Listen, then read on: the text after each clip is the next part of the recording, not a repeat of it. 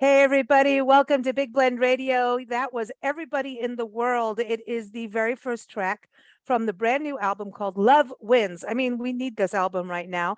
It is by New Age music legend David Young, and we're super excited to have him here today. This album is out October 28th, 2022. So you're going to want to go to his website, davidyoungmusic.com. And he also created this album with his friends, and he's going to tell us all about it. But welcome to the show, David. How are you? Doing great. Nice to see you, Lisa. Hey, you know what? I want to say you've got a good last name. I think we all want the last name Young. I mean, I'm Smith, so I'm just saying, but then if you put Smith and Young, that sounds like a gun, Yeah. but Well, anything with a Smith in it. I used to be David Younger. Oh, see, there you go. I like it. I like it. Tell us about Love Wins, this album. Before we started recording, I told you I was all crabby. All these things were happening and, stressed out.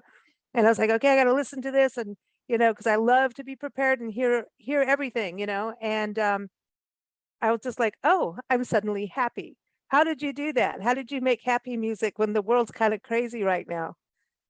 Well, I have to tell you, as a songwriter and a producer, it is really much more difficult to write happy songs versus writing songs like the opposite of happy songs, because normally when a musician or an artist has to release energy, or they want to, the life of an artist is not always the simplest, easiest life. Right. And there's all kinds of ups and downs and roadblocks. And so as in any kind of an artist, artists are always dealing with the ups and downs of life. And usually, unfortunately, there can be a lot more difficult things than happy things to celebrate. So, one of the things that I've tried to do is that I've tried to give people like a positive alternative. All throughout my career, I've been trying to give people a positive alternative because there's so much stuff in the world that is negative.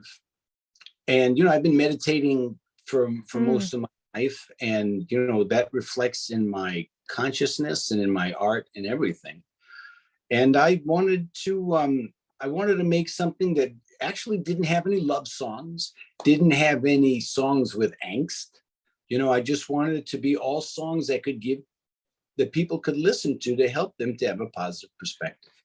And some of the songs that are on Love Wins are part of a television show that I have in production right now. It's not done. It's not, it's not even close to any of that. But I did, between 2014 and 2019, I did 500 meditation events, but I also did 3 or 4 nights every week. I also, besides doing the meditation events, I did 400 psychic readings. Wow, that's a lot. That's draining. Well, it can be draining, but I have a unique kind of a psychic reading. And so some of the songs on this album were written from my readings, because the client comes to me. It's a 20-minute session, and the first 5 minutes, the client tells me a stumbling block that's been getting in the way of their happiness. It could be something at their job, something in their own personality that they wish they could change, something in their life that is, that's a struggle for them. And so they tell me that in the first 5 minutes. And in the second 5 minutes, I have a pen and pad next to me, and I write down a message on this pad, a message I get from spirit for this person to help them heal whatever is getting in the way of their happiness.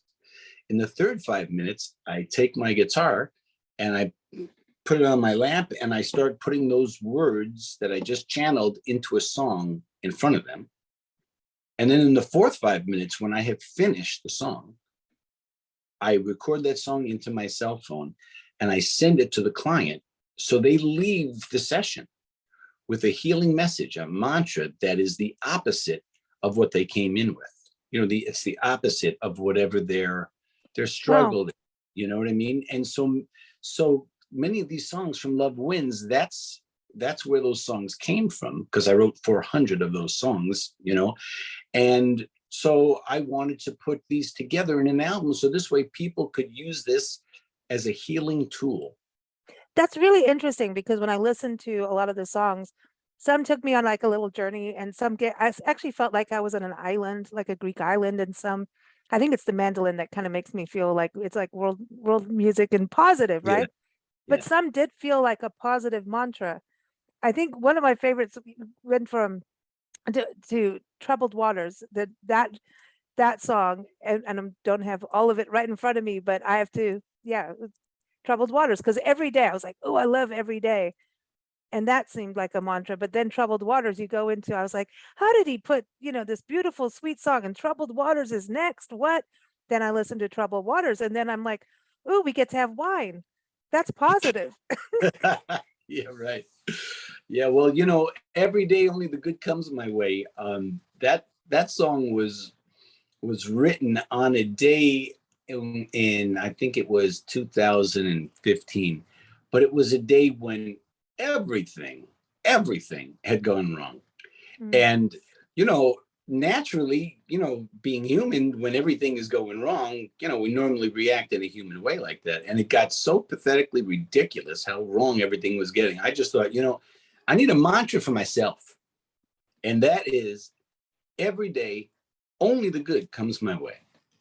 And I See? started singing it to myself while I was driving on that day. And that's how that song came out. And that song is the biggest celebration song that we play in the set. See that yeah, because when I listened to that, I was like, that really resonated, and immediately as like something to listen to. And it's funny because we always talk about road trip music since we travel full time, and I'm the driver, and I need the right music for the right thing, and I'm tired of listening to the same playlist that they have on regular radio. And so we're always like, oh, this would be a great song for this area, because we always kind of connect the music to the setting. It's just one of those things we do. But I was thinking about this, like, oh, this is good driving music because it keeps you positive, because so much happens on the road where you have to kind of let go. And that was something I wrote down when I listened to the album. I kind of went, this is like an album that allows you to let go and have some freedom to be. And I think that's a huge thing for people this day and age, is to kind of let go. We're all uptight. It was like, it's almost like a permission album to let go. That's kind of, you know what I mean? And it's like when you're driving, you can say your things as you get angry at the person in front of you or whatever, but you do need to keep that upbeat and understand. I mean, gee, we can even drive. We've forgotten how exciting it is to be able to do that. Yeah. So Yeah. that's interesting, that connection, to me, because that's immediately I was like, ooh, how fun. Mm. Yeah, Yeah. thanks. One of the things that I wanted to include in this album is different spiritual concepts and theories that I teach in my meditation workshops, because, I did 500 meditation workshops called A Portal Between Heaven and Earth, and a lot of people, well, like between 80 and 85% of the people who came to my events over that 6 years shared a spiritual experience where they, while I was playing the flute and they were meditating, like their grandmother or their best friend from childhood appeared to them, or, somebody who they loved that was now in the heavenly dimension. And so that's what The Other Side of the Clouds is about. And that's also what Heaven is the Place. And the full title is Heaven is the Place That We All Go, because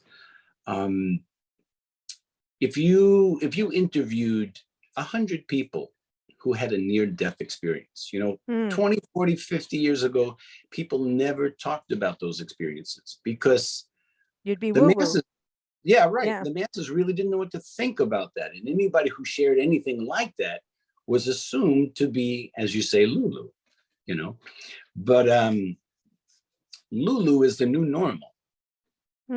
Crazy is the new normal. All the things that I thought were crazy 20, 40 years ago are now normal. And people are talking about them all the time.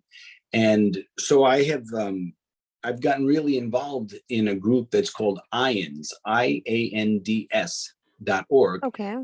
And that stands for the International Organization of Near-Death Studies. Okay, so I've done music at their conventions, you know, their national convention. And I've done different programs with them in Chicago and, you know, Arizona, different places. But the amazing thing about this organization that I found out about just from going to the events, because I did not have a near-death experience. People who had near-death experiences who came to my events, my meditation events, very often would say that the most similar sounds and frequency and vibration that they ever felt after they had their near-death experience was the music and the frequency that I created at my Portal Between Heaven and Earth events. Okay. Interesting. And one of the phenomenal things that I found out is that over the last 40 years, 20 million Americans have had a near-death experience that was documented by their nurse or doctor at a hospital. Because when somebody woke up from a coma or from an operation or anything, they woke up in a hospital, the first person they usually spoke to was their nurse or their doctor. And so they explained to their nurse or their doctor everything they had experienced on the heavenly side. And for a lot of nurses and doctors, what they were told by literally hundreds of their patients during their career were things that might have gone against their religious upbringing, because certain religions teach that unless you follow their religion, you're not going to heaven. Oh, wow. You know? And the thing is that these 20 million people who had near-death experiences disproved that, because everybody goes to heaven. And it's kind of like in this physical world, right? We have gravity, right? Mm-hmm. We accept it. There's nobody arguing this, right? Well, at the end of this life, instead of us floating down, we all float up to the heavenly dimension. Cool. It doesn't matter what religion you are. It's a natural thing that we do, you know. See, that's interesting. Yeah, there's a lady we've interviewed on the show. She's also a singer, and she had a near death. She died and came back in Austria. Yeah. And she said it was the most beautiful experience she's ever had, and came back. And Nancy, you know, my mom, she floated above an ambulance. It was in a car accident, floated above the ambulance, looking down at her own body. It's kind of this weird thing that happens. And go ahead. I'm going to make believe I didn't hear what you just said about your mom. And I'm going to tell you part of something that I say at pretty much every one of my meditation events. If you've ever had one of those flying dreams, those incredible flying dreams where that's the greatest feeling in the world, right? Yeah. So what somebody experiences in a near-death experience is very similar and actually connected to those flying dreams. And I'll tell you what I mean. So let's say there's somebody in a car, and let's say there's another car that's about to hit their car. Well, before the other vehicle hits their car, so many hundreds and thousands of people have shared this experience that before the other vehicle hits their car, they're transported out of their body above, looking down like they're watching a movie. So what you just said to me about your mom, she was flying above the ambulance, that's exactly what I'm talking about. So, and is that real flying? Like, are you, I mean, is your soul at that point really out of your body? Absolutely. So it's like astral traveling in a way, like. You could call it astral travel. The only difference now people are going to go that I'm going to get the woo-woo emails now, you know, I'm going to get the, you know. Well, I have to tell you that the things that used to sound really woo-woo 20 and 40 years ago, they don't sound that woo-woo anymore. Yeah. And you know, I've been meditating for 39 years. You know, I've been on the spiritual path for a long time. Mm-hmm. And the thing is that there were so many things that when I got into meditation sounded freaking crazy to me. You know what I mean? because I'd never heard those things. I never heard these kind of conversations, you know. But the thing is that now I call this generation, when I say this generation, if you want to say like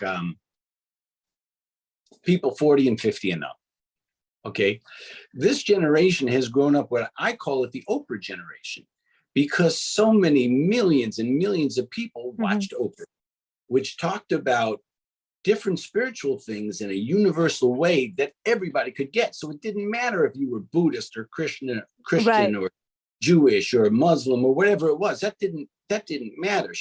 Oprah was speaking to everybody, because as soul, we all have that in common. We all have a soul, you know, and our soul, believe it or not, actually goes in and out of our body through the day and through the night, right? I agree. And the only difference between death and life is that in death, we don't come back to our body again. Yeah, you see, every day, jumping out. Yeah, every day we jump out, we go for a ride, you know, we take a visit in heaven, you know, like that beautiful area that you have behind you with the blue clouds and everything, you know. I do believe in it. Well, I know, because I jump out all the time. Like I even driving, right? It's not a good thing. I'm outside the body all the time. And it's like, it's weird. Like I'll be in a meeting and suddenly it's like you're two in one. I don't know how to explain it. Where you're like, I could be talking to you right now, and then it's not happening now, but it could, where I'll be having a conversation, but I'm there watching the conversation. That's weird, you know, and you're doing it and you're like, get back, because now you're being rude. You know what I mean? Where Yeah. So, you know what I mean? So I know that people think that's weird, but I do believe your soul. I was talking about this with a friend actually the other day about, can somebody who is living be in such a negative place that they leave a energy that it's almost like you're going to get haunted because they've got like bad juju going or whatever's going on, that you could walk through a cloud of energy of theirs that kind of freaks you out and you get like the shivers, but it's not necessarily a ghost. You know what I mean? That people do have these energies. Like, so I know you're talking about soul, but I always feel like there's this energy thing that we have that we leave wherever we go, that I call it, you know, deja vu dust. So when you go back to a place, even if it's all changed, you still have that sense memory of that place because you've left. Yes. Am I being really weird now? Listen, it takes a lot more than that for me to say it's weird. Okay. Okay. That's not weird. It really isn't. And it's a good question, you know, like we've all heard the saying, it's the thought that counts. Right. So, you know, so when you have a nice, loving thought that you share with somebody and they say, oh, thank you so much. It's a thought that counts. I really appreciate it. Right. Well, what about all the negative thoughts we think about people? You know what I mean? And that, you know, that are going around in the world, you know. So, yeah, there's negative energy and there's positive energy. And, you know, we obviously want to try to stay around people who bring the positive energy out in our lives, you know. Well, I mean, do you think if everyone goes to heaven, so then do you believe that ghosts exist? Like, without a doubt. You know what? They just haven't gone up yet? This is correct. Okay. But there's a unique, we have racial profiling against the word ghost, because we have been taught since we're kids, a ghost is a scary thing. Right? Because, just for the record, for every one positive movie that's made about spirituality, there's like 1,000 negative horror movies made for every one positive, loving viewpoint, like Whoopi Goldberg's movie Ghost. The Ghost, yeah. More. You know what I mean? That was a positive movie that looked at it, you know, in a positive way. The intention wasn't to scare somebody. It was to really open somebody's eyes to the possibility that we could be visited by our loved ones in spirit while we're still alive. So you could call it a ghost. If it's an angelic being, like one of the ascended masters or one of the goddesses, you could call it an angel, because an angel is is a form of ghost, because a ghost is another word for a spirit. Mm-hmm. So instead of thinking of a ghost as in a negative way, if you can think of it as, okay, well, just for the record, I used to be petrified of ghosts, like petrified of it. Okay. And it really got in the way. I bet. You know what I mean? Because life, spirit was trying to pull me into a new area of my life to do channeling and to help people and to channel a message for people. And sometimes a person's mom or grandmother would show up to me while I'm writing a song for the person, you know? And the It's a thing positive. is I'm not scared of ghosts. We've lived in places where they're there and you can have full on communication with them if you choose. It's like having a roommate that sometimes you can see and sometimes you can't, right? it's really true. It really Mhm. is. And like one of the things that I would say to people, like at my workshops, if somebody said they were afraid of ghosts, I'm like, okay, well, tell me one of your relatives that is in spirit now, that's not alive, that you love to the max. And, you know, usually people would say, oh, it was my grandmother or my grandfather. Okay, so when you think of that love that your grandmother, your grandfather has for you, Mhm. doesn't that make you feel good? Doesn't that make you feel warm and Mhm. loved and protected and everything? Okay, well, that's a lot better than calling your grandmother a ghost, Yeah. because we have a negative connotation with the word ghost. But if you use the word spirit or something that's anything that's nicer than the word ghost, it makes it more friendly to even just talk about it. Yeah, I see. I don't. I know people take it negatively. I don't. I just think that they're here to still have a conversation. You know what I mean? I'll just go interview spirits. How about that? That's my thing. I mean, well, it's cool. I mean, there's a reason why you can. I mean, I remember our bass player passed away, and I had more conversations, and maybe it's just me having a conversation, whatever, with his, idea of him still being there. But it's weird. I think sometimes you can have full on conversations, and I want to go Without to a the doubt. music, the music part with meditation and like this album coming through, I don't know if you've heard of Everin Ozan, young Native American flute player, NAMI winner, just very young. He went to the Grand Canyon. He was 9 years old. His mom gave him pocket money and he bought a Native American flute, which I know the woodpeckers, I think normally the first step in that woodpecker flute, and he could play. And I've watched him and there's no way he doesn't channel through. I've watched him take his hands and the notes are playing, but he's brushing a fly or something like that, and lights go out. I mean, it's no matter what, it's a trip. This is I mean, seriously cool. And so it's interesting to me as a singer, when you sing and you're in it, to me, like that is like the purest form of meditation I can get to, in that you are in that note, in that zone, whether you're feeling the story or not. There's this zone that is unwavering. I can't explain other than singing or music, like with him using breath work. And I wondered about that with you being, connecting through to the other side, meditation and flute playing. Does that all connect? Like in that zone, is that part of it for you?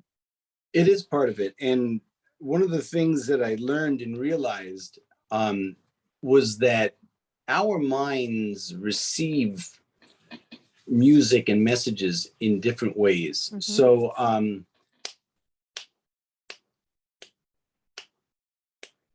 when you have a tempo in a song, it's about every second, right? Yeah. Heartbeat. So you can count subconsciously. When you're hearing a song that has a tempo, you're attached in this physical world because this physical world has time. The heavenly dimension doesn't have time, right? So if I stopped snapping, and if I played the flute, hold on a second, I'm going to grab it. Cool.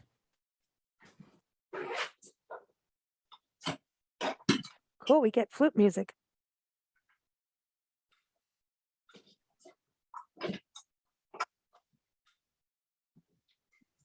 That was like a commercial break, right? Hey, yeah. Do. I should have started singing yet. He's coming with his flute. Rum pum pum. Rum pum pum, that's like the little drummer boy, you know? Yeah, no, I have a friend who sings that to me all the time. Oh, okay. Our Hollywood history man, Steve Schneikert. Rum pum pum. Oh, hold on. So these are Renaissance flutes, right? Yeah, these are recorders. Everybody learns. Oh, yeah. Everybody learns this in the 3rd grade. Okay. All right. So, Okay. being that you just mentioned that song, so okay. So my point is that, you know, the tempo keeps your mind intact because in this physical world we have time. Okay. Okay. But in the heavenly dimension, they don't have time. Okay. Time just doesn't exist. It just doesn't exist. They don't have that there. You know, it's like we have gravity here. They don't have gravity over there. That's why everybody flies around all over the place, because they don't have gravity. So gravity is a physical limitation that the heavenly dimension doesn't have. So instead And of you know me, this, wait, let me go back. You know this from connecting to the other side, and then also the people that have, you know, passed and come back that right, can and report, they're also reporting back. from being part of the conferences for people who've had near-death experiences, and every single one of them, every single speaker, every person you meet who's had a near-death experience tells you 2 things. One, they're not afraid of death anymore because that dimension is an upgrade. It's beautiful over there. It's Cool. got a lot more bells and whistles than we have here in this physical world. Cool. You know, it's a step up vibrationally. This is boot camp. This is boot camp. Right. Yeah, absolutely. You know, this is the bottom. You don't have to worry about going anywhere lower than this because this is the bottom. Okay. Cool. So one thing is that people don't have a fear of death anymore. And the other thing that people who have had a near-death experience usually share is that after their near-death experience, they are more psychic than they were before. And it's easier for them to travel. It's easier for them to get messages. It's easier for them to get messages from their loved ones because they've been in full consciousness to that other dimension.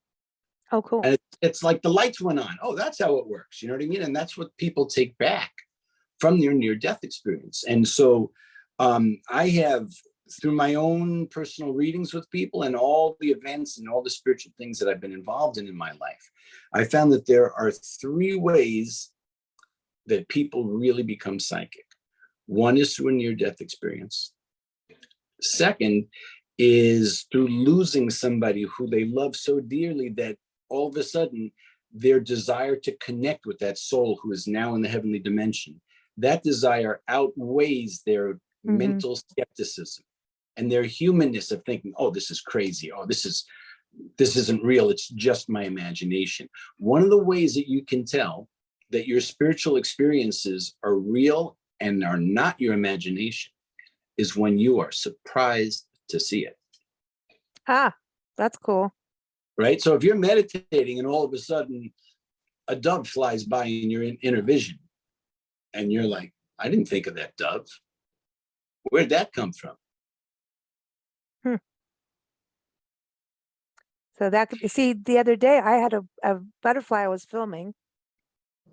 I was filming, following it just in this zone. So it's kind of like in the music zone, right? You're in the zone because as soon as you move away, you've lost the filming, right?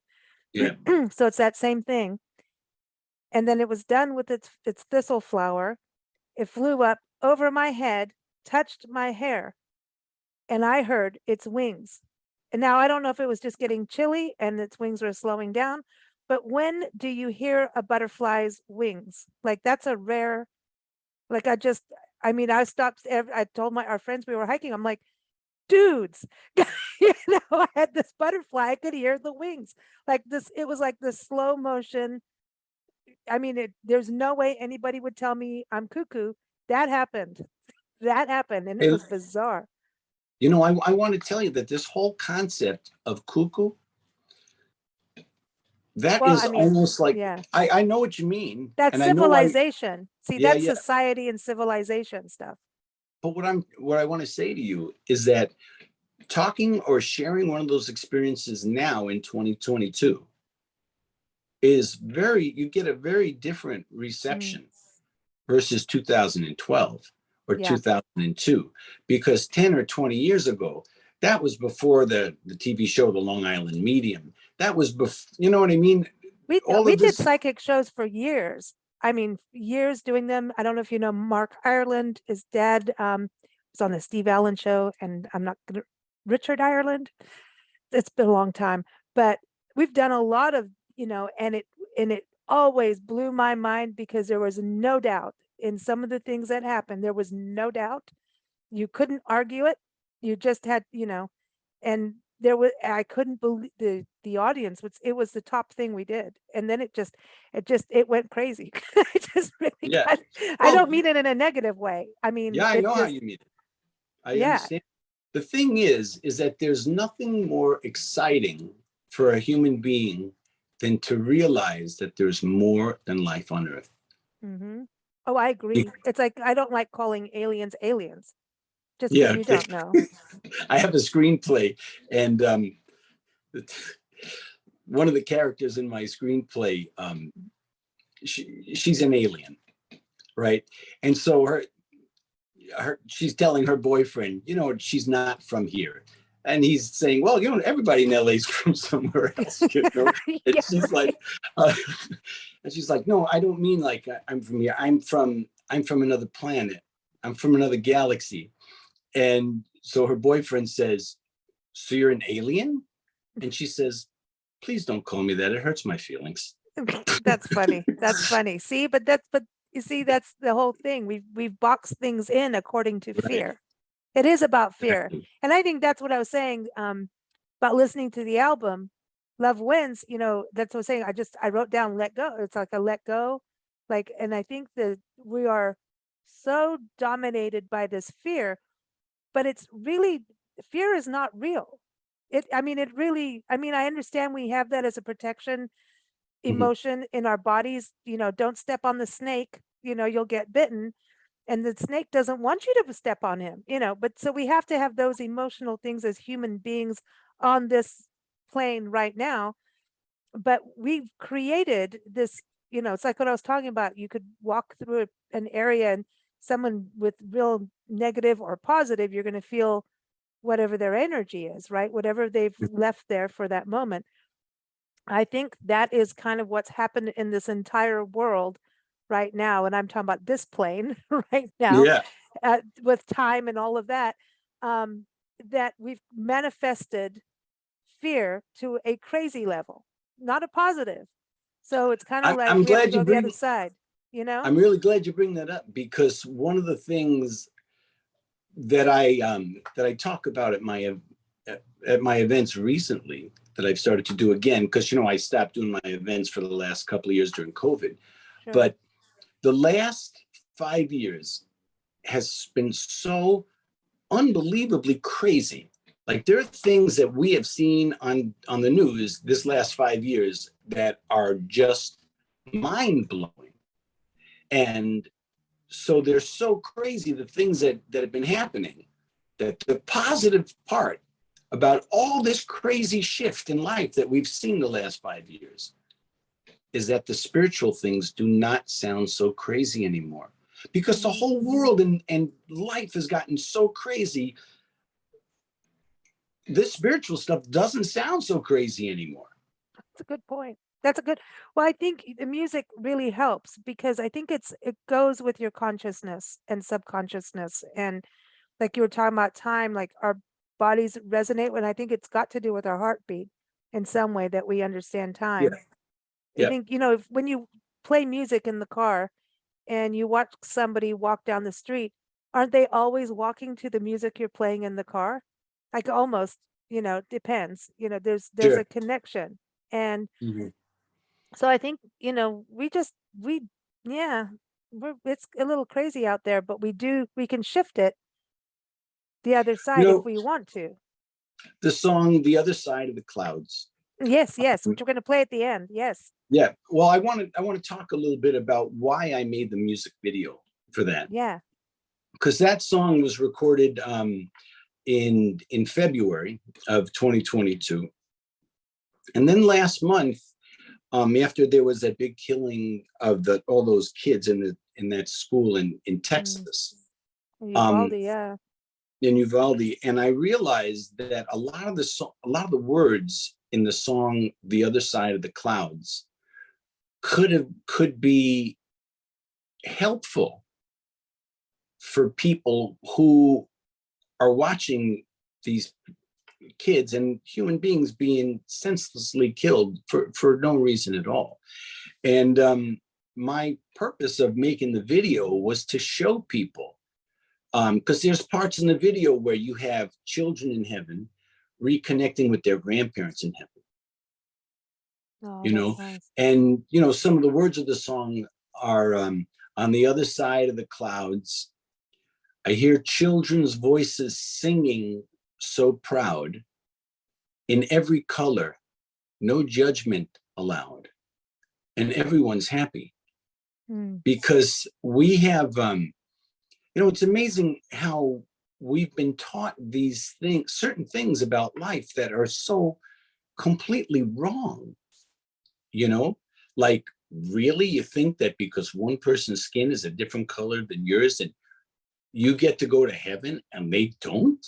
Like, if God created us all in its image, and I'm not saying God created, you know, not necessarily physically in its image, but our soul is created in God's image. I think that's the deeper meaning of what that means.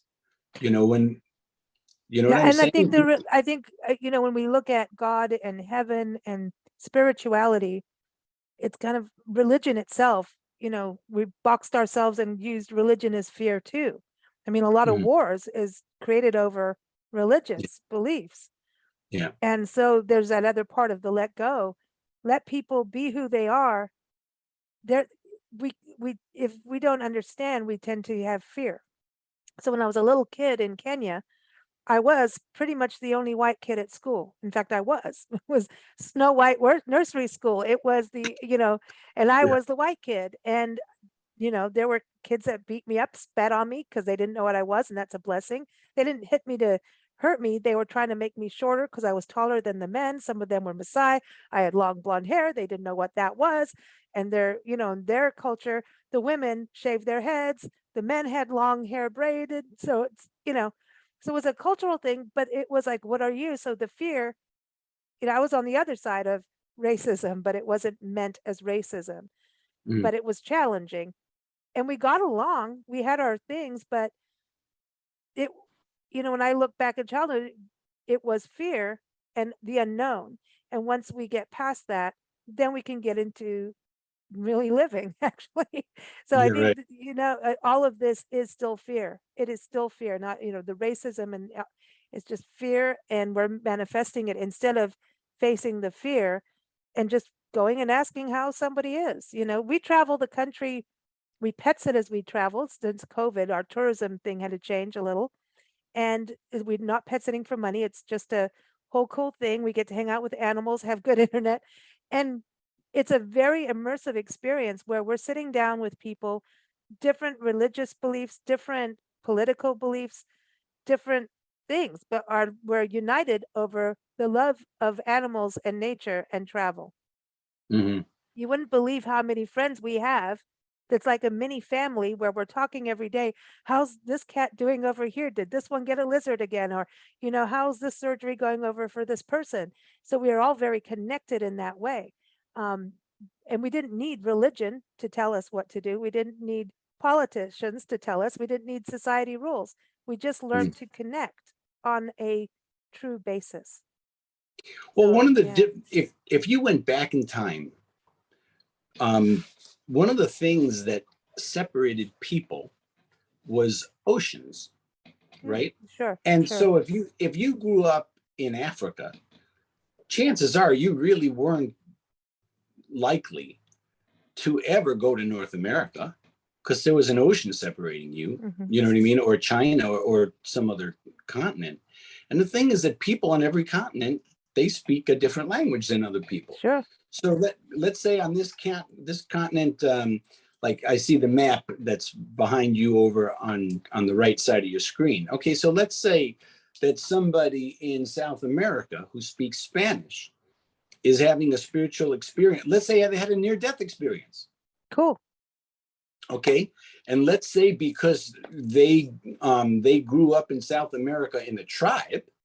Let's say in their near-death experience, they reconnected with some chief that was his grandfather or somebody like this who was really respected and really spiritual.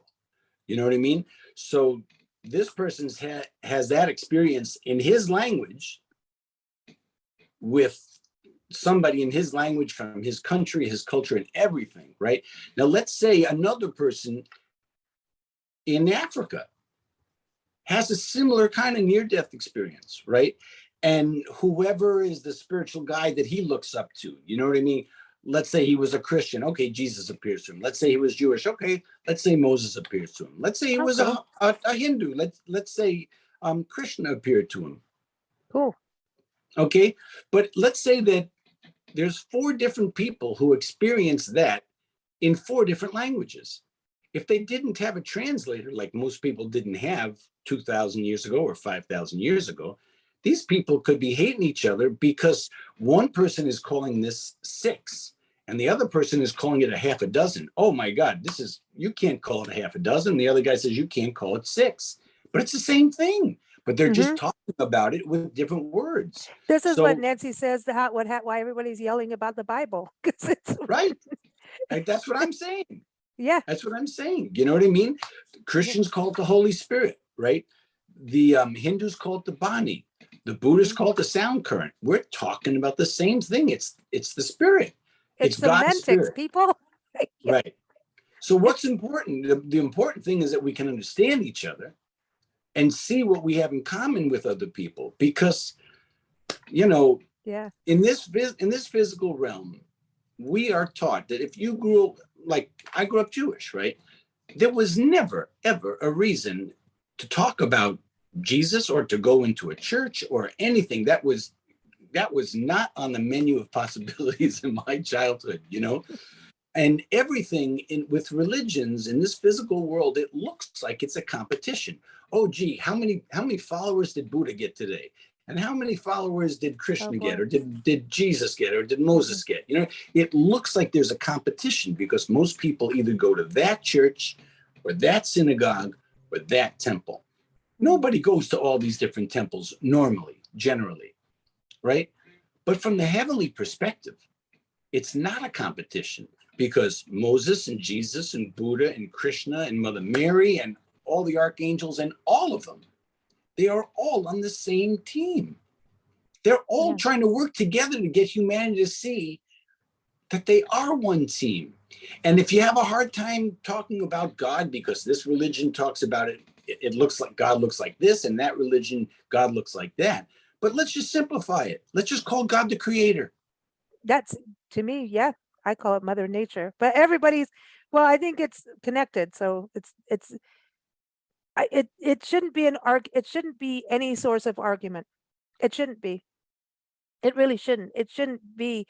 I mean, theoretically, all these wars that have started over it, and we're still fighting over it. It's insane. It's like, you know, we're fighting over land, we're fighting over water, we're fighting over everything, instead of going, how do we work together to save the land, to save the water, and keep it clean? You know. So I think it's a positive message. And with music, do you feel, we always talk about it being the universal language? Who doesn't see that about music? Do you feel like with what you do too, that it is? I mean, you played the flute. I mean, talk about the Pied Piper the whole time. You've got your flutes down, and the first thing that came to me is like, he's the Pied Piper. You know what I mean? And the piper will call us to reason. Those are lyrics in one of my favorite songs from the 70s, you know. Stairway to Heaven, you know, the piper will call us to reason, you know. So the reason why I put the flutes together was because I wanted to show you an example of the difference of, so when you have a tempo, it's easy to keep track of how much time is going by. But if your eyes are closed and you hear me play something like,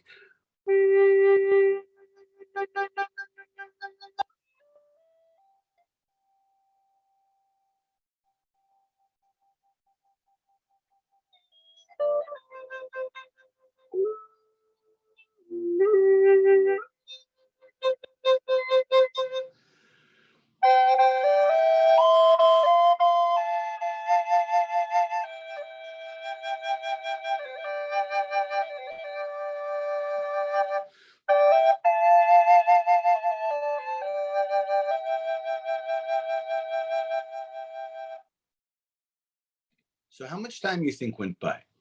I have no idea. That's right, because there was no tempo. Mm. So one of the things that I found out when I started to play the flute at Venice Beach in 1990, Oh, I was cool. Yeah. I was a rock musician before that. Yeah. I ran out of money. I was really in trouble, and I met a woman down at Venice Beach. We started playing, and we made these tapes and these CDs eventually called Celestial Winds. And Yeah. yeah, those I sold 100,000 CDs under the name Celestial Winds before I went solo, and then I sold 1 million CDs after that. But the goal when you're playing music on the street is to attract a crowd. Mm-hmm. Because if you attract a crowd, then people are throwing money in your basket. And that crowd attracts more people because other people are walking down the beach and going, wow, what is all those people over there looking at? You know what I mean? So the goal is to attract a crowd. And I found that there was one thing that I could do after I attracted the crowd that could make everybody disappear in about 30 seconds. And that was for me to do this. Oh. If I played a lot of notes, people would just leave.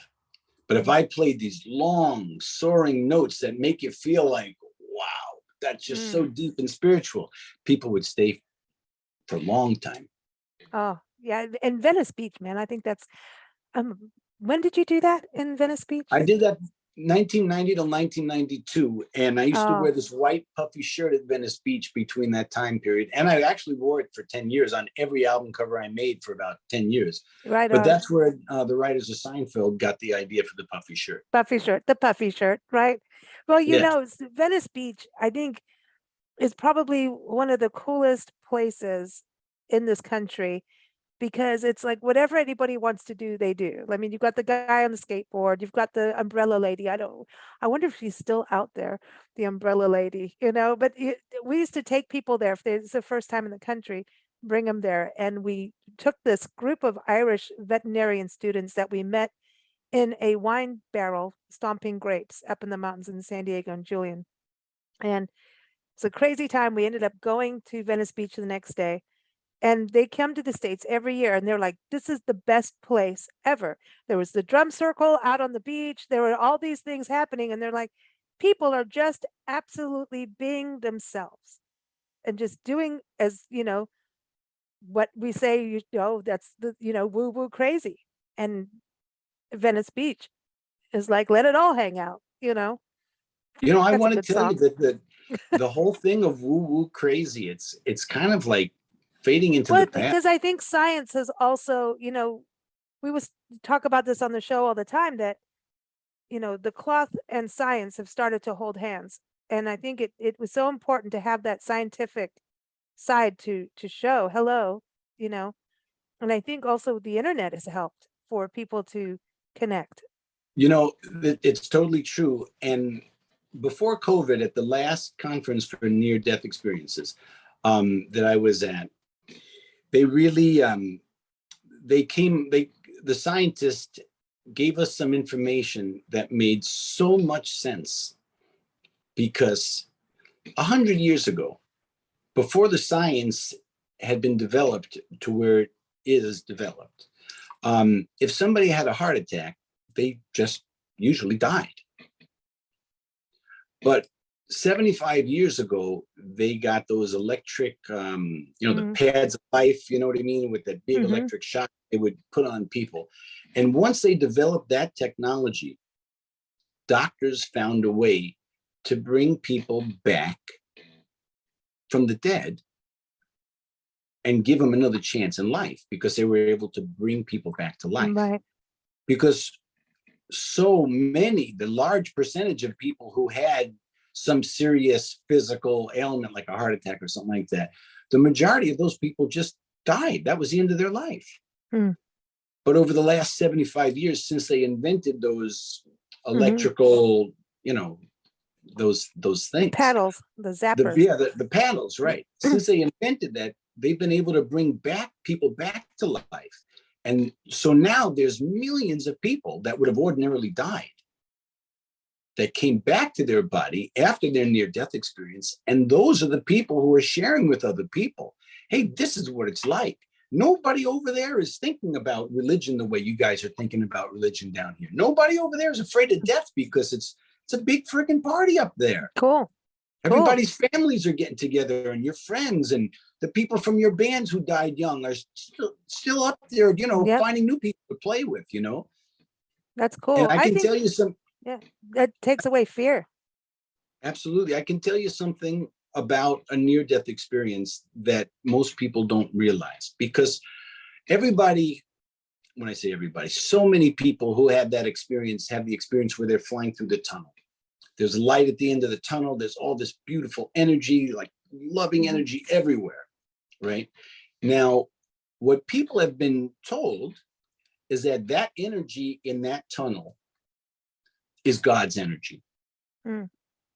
Now, in a way, that's true on one level. But additionally, besides it being God's energy and the higher frequency of a higher dimension, of a higher heavenly dimension, right? But what also adds to that giant frequency of love in people, with people who are in that tunnel, is because when we start heading down that tunnel or up that tunnel, our loved ones in heaven are notified. And so not only are we feeling God's love while we're traveling through that tunnel, we're feeling the love of our loved ones on the other side of the tunnel, because they're excited that you're getting closer to them, because they can't wait to communicate with you and tell you that they love you and show you where everybody lives up there, and, you know, how happy everybody is up there. Well, I believe that because energy, I mean, you can feel energy. That's what we were talking about, the negative, the positive. You can feel energy. You can feel an energy before you open a door into a room. If you want to, if you can feel energy of a house, you know, you can walk down the street and you can feel it. You can feel those things. So it makes sense to me, and it's vibrations, right? So I think when we go back to science, there's a vibration, and is it a positive, negative? How is that vibration feeling? So that's where I go back to music being very tied to all of this, whether, you know, meditation helps with clarity and that focus, that, you know, that being in that zone. That's all I can explain on that part, and that portal, if you will.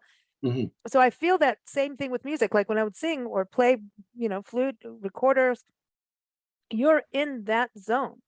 And so at the same time, there's vibration going on. And that to me is where music is. When we say universal language, it's so much bigger than what we just kind of throw around with those words. It is this vibrational language. Yeah, for sure. I've done lots of soundtrack work with different television shows and movies. And one of the things that I thought was just a coincidence in the beginning is, like, let's say there was a scene that was a romantic scene, right? Now, if I've recorded like 50 albums of instrumental music and about 15 albums of vocal music. Love Wins is the newest vocal album that I've done. But if I were to,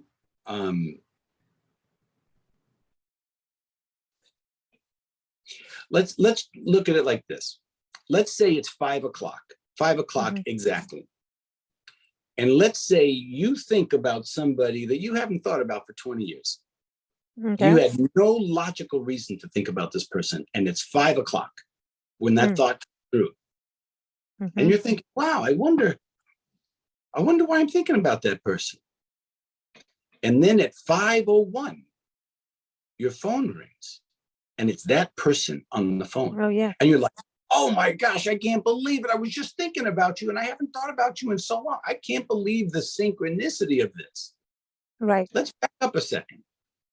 At 5 o'clock, that person you haven't spoke to in 20 years is thinking about you and is getting ready to dial your number. And you pick up the frequency of that love from your friend you haven't talked to in 20 years. So the same way you were able to pick up that frequency because they were thinking about you. That is the same way that our loved ones in heaven, when we think about them, that they can pick up our thoughts. Don't they say, like, when you're talking about someone, like your nose will itch or your ears are ringing, you know, that Yeah, kind right. of Your thing? ears are. That's it. Yeah, the ears ringing are better than a nose itch. But so I think, so yeah, I think it is connected in regards Yeah. to, you know, we've known these things for years, but never, you know, synchronicity. Oh wow, we've done so many shows on synchronicity, but it is connectivity, and I believe it is a scientific. Dr. Bernard Breitbarth, I think. Ooh, I'm going to get his name wrong. Done way too many interviews over the years. But I've written 4 books about synchronicity. The first one is called Divine Inner Guidance, which is about the incredible things that happen when you listen to your intuition, as well as the incredible things that happen if you don't listen to your intuition. Yeah, that's true. Yeah, because one batch is incredibly great, and the other batch is incredibly the opposite of great. You know, so Divine Inner Guidance is the first book I wrote. And then the second book that I wrote, I got a publishing deal for in 2014 called Channeling Harrison, about my experiences that I had with George Harrison between 2010 and 2013. And I was not a Beatles fan. I was a Led Zeppelin fan, AC/DC, Jethro Tull. I liked hard rock music, and I was a little too young. I was born in 1961 to be a Beatles fan, you know.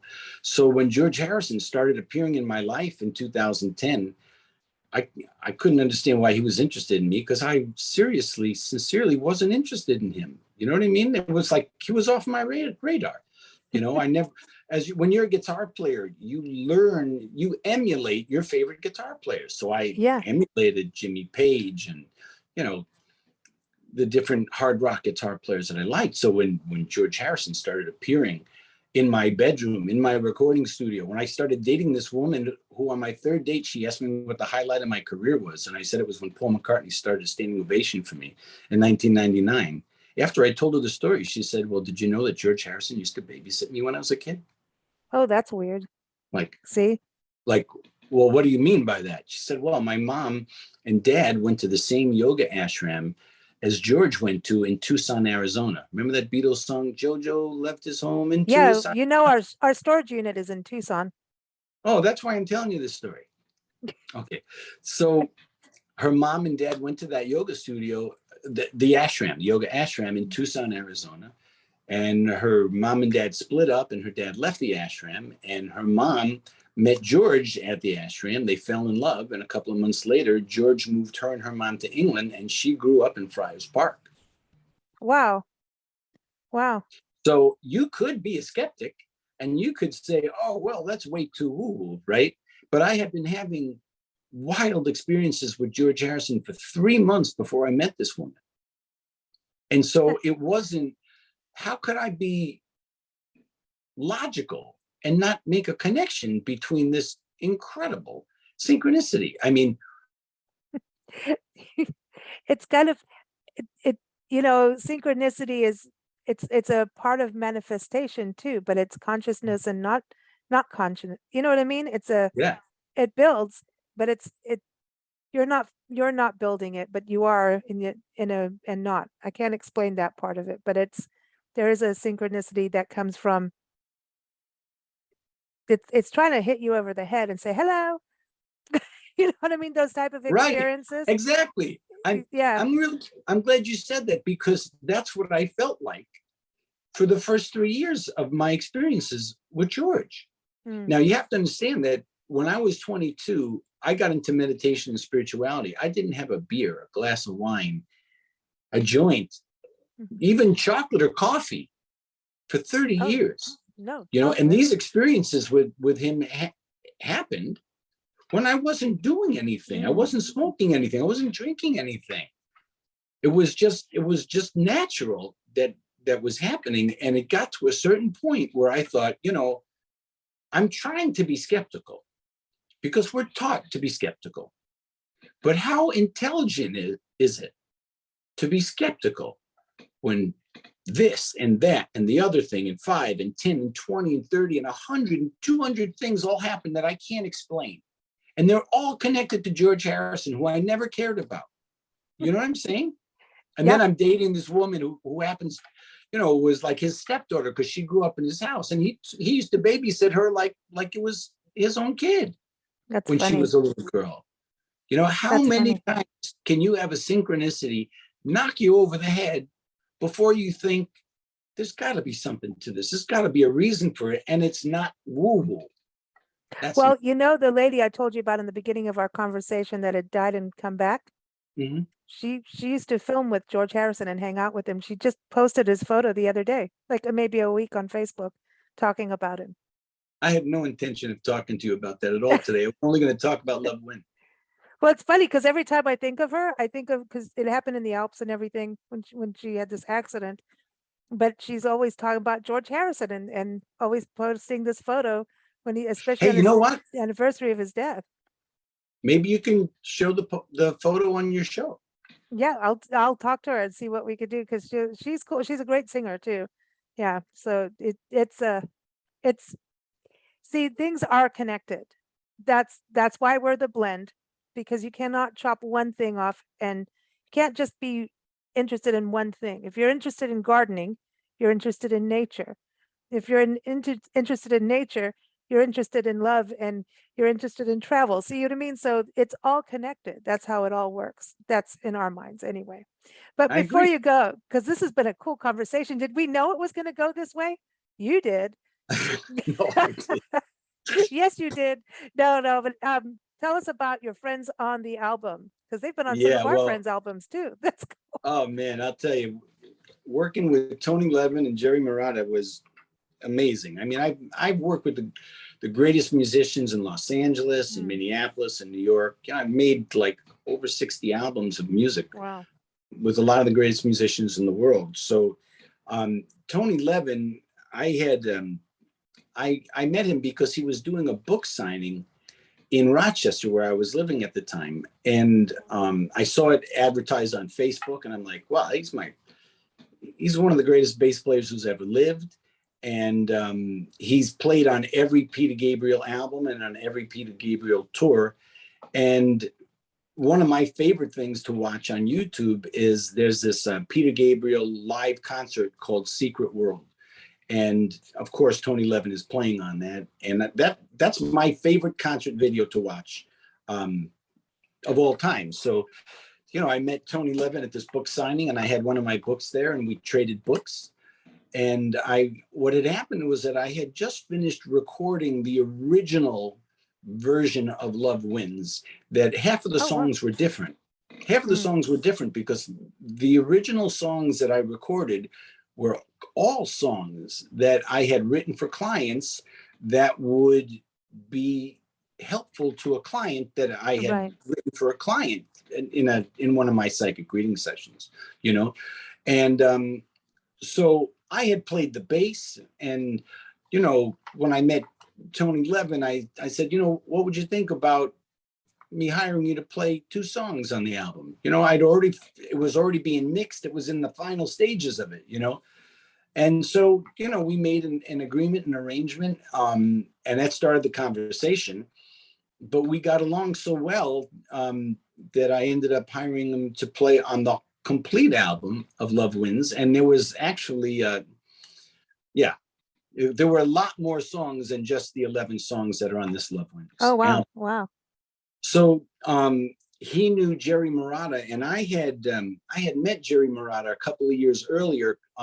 He lives in Woodstock because I was on a weekend vacation in Woodstock, and I had gone to some place that I wouldn't have ordinarily have gone. I went to see a Steely Dan tribute band, and I watched this whole set, and I just couldn't believe how incredibly great this drummer was, because you know, I've worked with a lot of the greatest drummers in the world, and for that 45-minute set, every single hit he hit was perfect. It was like, well, how could somebody possibly play that perfect? You know what I mean? There was no human error. It was perfect. And when you have a drummer who has to be perfectly in time, it was like, it was incredible. So, you know, I spoke to him after. I got his number. We exchanged information. And then when the whole thing came together with Tony-Levin, I figured, you know, I'll call Jerry-Marotta, and Jerry is part owner. He runs a studio called Dreamland Recording Studios. And so I took the original tracks that were recorded of Love Wins, of me and the mandolin player and the woman who played the bowls and sang the harmonies and stuff. I took those tracks down to Woodstock, to Dreamland Recording Studios, and we overdubbed Tony-Levin's bass, where he had all these different basses. You know, sometimes he played with a bow, sometimes he played with his fingers, and Jerry-Marotta, he played drums and percussion. And so they played on the original 10 songs from Love Wins, and then we recorded another 10 songs. Cool. And then eventually I took half of the songs from the original Love Wins and half the songs that we had recorded afterwards. And then I made the final Love Wins that you can see now. Oh, it's awesome. And there's a part on one of the songs with this like deep cello sound that is just so grounding. It just there's just such good music. The instrumentation is amazing on this, and it Thanks. just does make you feel good.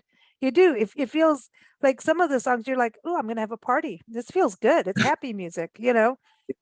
No, I love it. Yeah. Well, just for the record, that instrument that sounds like a cello is actually an acoustic electric upright bass that Tony is playing with a bow. It's not. Wow. It's not cello, but it sounds so similar to a cello. Yeah, because it really, I was like, what is that? You know, it's the cello, but I'm not 100% sure.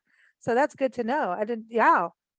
How Man, cool. I loved working with Tony so much that if you saw me with a smile between February of 2022, February, March, and April of 2022, if you saw me with a smile, it was either because I was in a room playing with Tony-Levin, or I was listening to music that I played with Tony-Levin and Jerry-Marotta, you know. That's and then, awesome. And then Tony's brother, Pete Levin, who was a great keyboard player, he played the organ and the piano on that album. And now for my live performances, I have an amazing, amazing piano player who's played with James Taylor for 12 years. His name is Clifford Carter.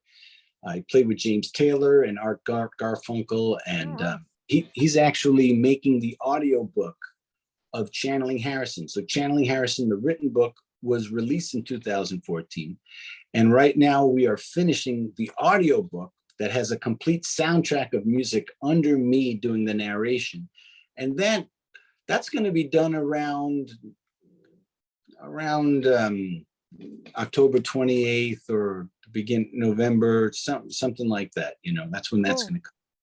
So did you plan the album to come out October 28th, so it'll be there right before Halloween? So you know, we talk about synchronicities and stuff, right? I will be speaking and performing in Birmingham, England on October 28th, 29th, and 30th. Awesome. For the Body, Mind, Spirit Expo. And so that's my first time speaking and performing in England. I've been there on vacation stuff, but I've never performed there or done one of my Portal Between Heaven and Earth meditation events. So on the way this all worked out is that on the first day I'm going to be speaking in England, that is the day Love Wins comes out around the world. Perfect. And yeah, we didn't plan that, but you know, whoever's up there planning this, you know, they get an extra 10 points for working that out for the same There's day. trippy things in England, and there's like little fairies, and everybody thinks I'm nuts about that, but I do believe there are fairy beings. And in England, and you go up even Scotland, Wales, anyway, yes, there's beings, there's magical beings there. I'm just saying. Let me tell you a little bit about the fairies. First of all, before I started doing my meditation events in 2014, you couldn't talk to me about fairies, you know, because I wouldn't have had that conversation because that was way too woo-woo for me. But when I started doing my meditation events in 2014, sometimes 3 or 4 or 5 people each night, in the beginning, when I first started doing this, would explain that these miniature fairies that could fly, and they looked just like, you know, in the beginning of the Walt Disney show, you know, they have those two fairies that come up and they throw sparkles everywhere. And people would describe it was just like that. And I later found out that the reason why Walt Disney put those two Tinkerbell fairies in the intro of his show was because he had taken these very interesting mushrooms while he was in Mexico, where he experienced those fairies. And And they he pinch your figured butt if in he put Mexico. those, yeah, if he put those fairies in the beginning of his television show, anybody else who had seen those fairies, especially kids, because kids are more open to that stuff. Yep. They would see the beginning of that show with those two fairies come out with the fairy dust and think, "There's my peeps." See, and you don't need to take the magic mushrooms to see that. Honestly, there was a lady on, it was right in the beginning of our shows. I mean, it's like 15 years ago, maybe. She had a book on fairies, and I read it, and I really connected with it, and I saw fairies. And I'm now, everyone's like, no, it's in your brain. You imagined it. You're just getting, you know, you're one of those with the imagination. And I'm like, I saw fairies. And she went around the world documenting fairies and seeing them. And she went to Mexico, and there's male fairies, and there's a different kind of fairy. It's like animal species, right? And they pinch your butt. They're naughty. They're like the trickster coyote kind of thing. And so she was talking about, so anyway, I was talking about, and we were on one of our psychic shows, and the psychics all went off on me saying, no, there's no such thing as fairies, there's angels. And I'm like, I know what I saw, and I'm not tripping out. I wasn't taking drugs. You know, I do like my wine, but I wasn't, you know, messed up. I like, and so what if you don't believe it, if I got enjoyment from it, I'm okay with that. So I saw fairies, and I will stand by the fairies. And when we were in South Africa, there's an artist, Ruby. Oh, I can't remember her last name, but Ruby. Tuesday? Ruby Tuesday? No, not Ruby Tuesday, but she's a sweet little lady. She has a museum there now. She paints fairies. Like if you take a square inch, she'd have 4 or 5 fairies within that square inch. She'd paint them with one little brush, little hair on her brush. So you go in her house, or they had a gallery with her art, you would see gazillions of villages of fairies and scenes all within all these little square inches of art, but it would show one big picture. She had a fairy garden. Her everything was fairied and flowered, and just in different, it's different dimensions that she's working, and it's a whole like, how do you do a gazillion fairies in a square inch and then have a greater fairy picture that's huge on the wall? Like, don't tell me there's no fairies. Right. I'm with you. I'm with you. I would have never had that conversation 10 years ago or 20 years ago, because I thought that just sounded crazy to me. But no, it's okay.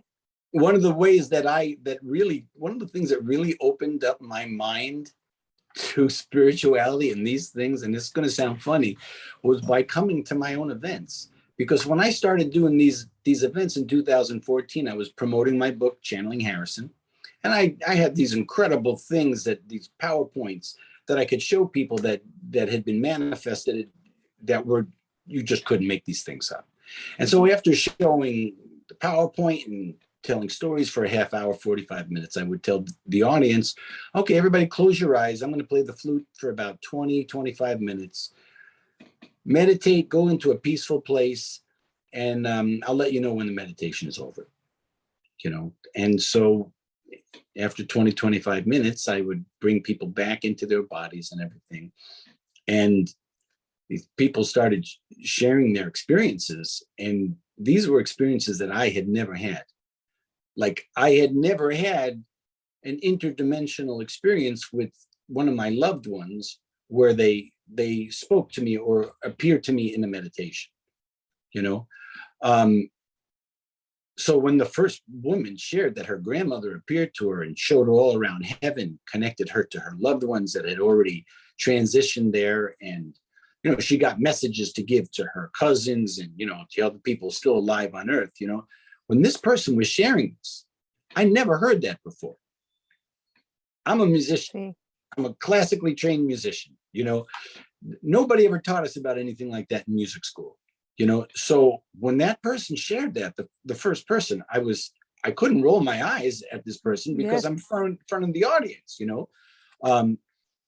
I couldn't say some of the crazy things I would have normally said growing up in Brooklyn when somebody would share something like that. You can in Brooklyn, holy cow. So the only thing I could say was, well, does anybody else want to share anything? Because I didn't know what to say. When the first person shared that, and the second person shared the same thing, except it was her mom. And then people shared about being visited by fairies and all these different things. And so the way I learned about the reality of these spiritual things is by being at my own events where people were sharing their experiences in that reality with those angelic beings. And I have to tell you something. You can hear something the first couple of times and be skeptical. But in the first 6 months I was doing those events, over 500 people shared that their mom or their grandmother or their best friend from childhood showed up to them. There must have been 300 people who shared their experiences with the fairies, and they all described in the exact same way.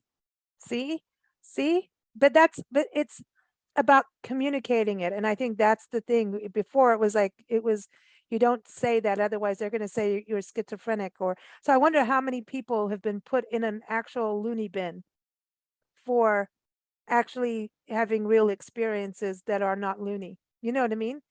Exactly. I wonder how many people have gone through that and they're like, no, you're nuts. No, I mean, kids always have an invisible friend, right? Well, that's because kids are born in the theta. Everybody's heard of the alpha state, it's in the beta state in our minds. Well, the state where we have out-of-body experiences is the theta state. And when we're born, because our logical mind has not been developed yet, the first 7 years of our life, we're living in the theta state which is basically kids are living in an out-of-body state. Exactly. Okay. And so it's so easy for them to talk about, Grandma, in our last life, I was your mom. And we used to wear these clothes that looked like this, and we lived in a house that looked like that, and then the grandmother thinks the kid's crazy, right? And then a couple of years go by and the grandmother goes to a psychic to get a reading, and the psychic tells them the same thing that the 5-year-old told them a couple of years earlier. See, that's funny. But that's really what's going on. So yeah, what a conversation, David. Thanks. Well, do you feel younger now? Yeah. Oh, I do. I had to go full circle. Sorry, I had to do full circle. But it's been a delight. It's really been a delight. And everyone, we're going to close with the song "The Other Side of the Clouds." We've been talking about that. Again, the album Love Wins comes out October 28th, so go get it. You can go to davidyoungmusic.com. and encourage you to go to David Young Music on YouTube, on Facebook, Instagram. Have I got it all? Well, on Instagram, you're David Young Soul Ascension. Yeah, so check that out. And of course, keep up with us here at bigblendradio.com. Thank you so much, David. It truly has been a pleasure. My pleasure. Namaste.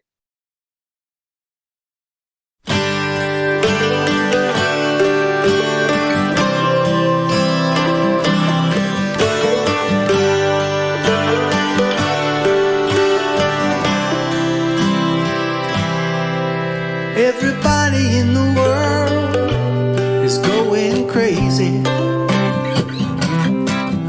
Everybody in the world is losing their minds. Everybody in the world is going crazy.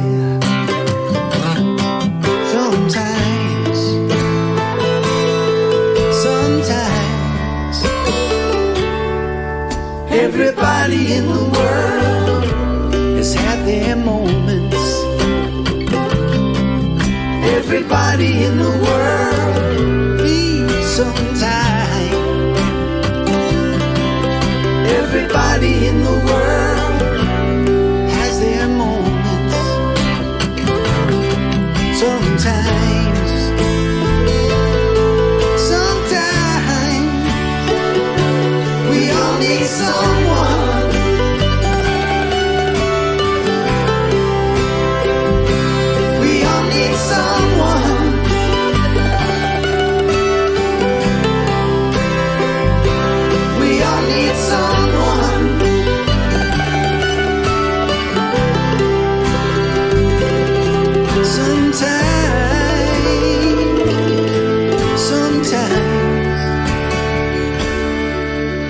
Everybody in the world has had their darkest night.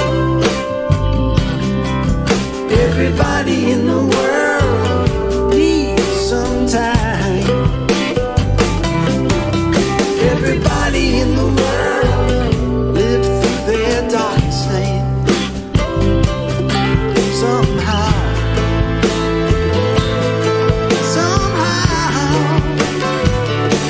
we all need someone.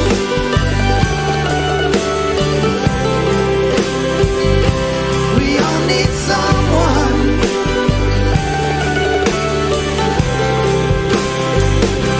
We all need someone to talk to sometime. Sometimes everybody in the world has lost someone. Everybody in the world is looking to find. Everybody in the world is needing someone. Sometimes, sometimes, everybody in the world is going crazy. Everybody in the